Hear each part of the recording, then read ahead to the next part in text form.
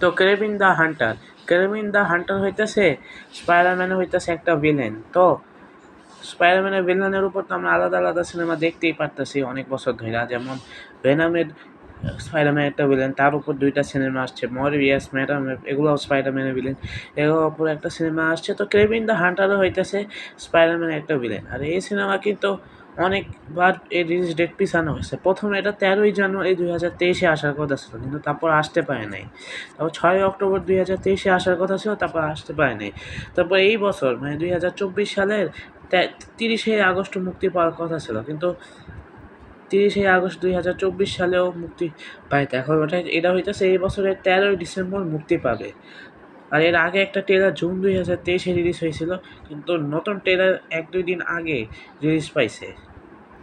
আর এই সিনেমাটি একটি 18+ মানে একটি আর রেটেড সিনেমা। এই সিনেমায় অনেক খুনাখুনি, মারপিট আমরা দেখতে পারবো। তো এটা একটি আর rated cinema. R craving the হান্টারের এই সিনেমার জন্য আমি অনেক এক্সাইটেড। আর এই সিনেমার মনে হয় রিশুট এখন করছে। আর craving the Hunter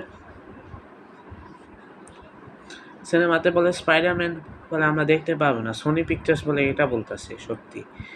R craving the Hunter সিনেমাতে আমরা রাইনোরেও দেখতে পারবো। রাইনোকে আমরা অবশ্যই দি অ্যামেজিং স্পাইডারম্যান 2 সিনেমাতেও দেখতে পারছিলাম, কিন্তু ক্রেভিন দ্য হান্টারেও আমরা রাইনো দেখতে পারবো। আর এই তো ইত্যাদি ইত্যাদি।